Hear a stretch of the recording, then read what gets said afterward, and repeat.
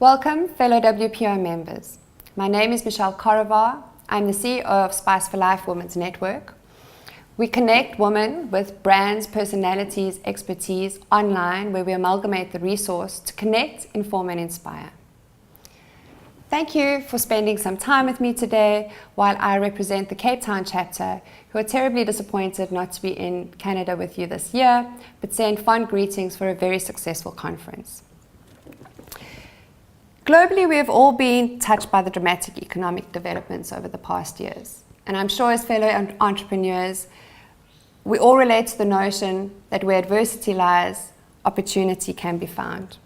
With that in mind, I'd like to take you through a very brief snapshot of where South African economy lies today.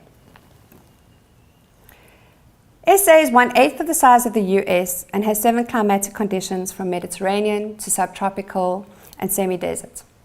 3,000 kilometers of coastline serviced by 7 commercial ports, 11 official languages bring together a culture that is rich with diversity. A population of 50 million, unemployment is very high at 24%, 50% being represented by youth. GDP in the fourth quarter was 4.4% quarter on quarter. Official inflation is 3.5%. The South African rand is strong against the US dollar at R6.50, impacting negatively on exports. Interest rates are the lowest for many years, with the official bank rate of 8.5% and the Reserve Bank at 5.5%. South Africa combines a developed first world infrastructure with a vibrant emerging market economy. In many areas, the economy is highly developed, such as financial and banking sectors, comparing favorably with those of industrialized countries. It is a two-tiered economy, rivaling developed countries, although in some areas has only the most basic infrastructure. And thus, South Africa is productive, industrialized, and exhibits many characteristics associated with developing countries, including the division of labor between formal and informal sectors and uneven distribution of wealth and income. The formal sectors, based on mining, in manufacturing, services, and agriculture, is well developed, as well as tourism with a beautiful climate, amazing country, and rich cultural diversity. The official view is that the positive economic growth over successive quarters in 2010 and a modest recovery in income indicate the economy is gaining in momentum. As in November 2009, South Africa emerged from its first economic recession of 17 years with a 0.9% growth, primarily as a rebound in the manufacturing sector.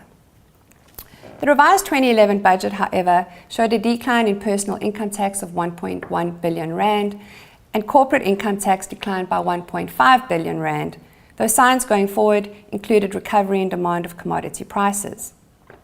Members of the Cape Town chapter cover diverse industry including law, retail, agriculture, executive coaching and management services, architecture and construction, manufacture, wholesale, industry and commercial property rentals, online media, magazine and billboard advertising, as well as finance. The general comments back from the chapter include some of the following.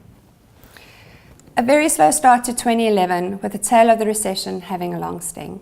The retail sector is more competitive than ever, and cutthroat is the name of the game.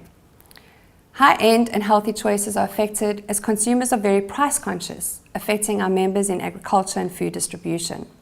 Wholesale is stabilizing, but for the lower price brands, and property development and construction is showing a slow recovery, and manufacturing is experiencing a slow turnaround. Marketing and advertising budgets have of course been slashed, with monopolies and takeovers being rife, and organizations are definitely risk averse, with big name companies preferred to smaller and medium based companies. It's definitely a tough environment for the small guys versus the bigger guys. Our insolvency attorney chapter member, however, is thriving. On a positive note, the economic situation is being dealt with the usual resiliency shown over years of political and economic insecurity, which has bred a hardy bunch of entrepreneurs and business individuals who choose to stay focused on making the positives count. The Cape Town chapter members extend their well wishes to all for a successful conference, and from myself to Marsha and the fellow members whom I've had the pleasure to meet, I trust you're all well and thriving. And to all of you at the conference in Canada this year, may you continue to climb your mountains, big or small, onwards to victory. Salagahle and Totsiens from Cape Town, South Africa.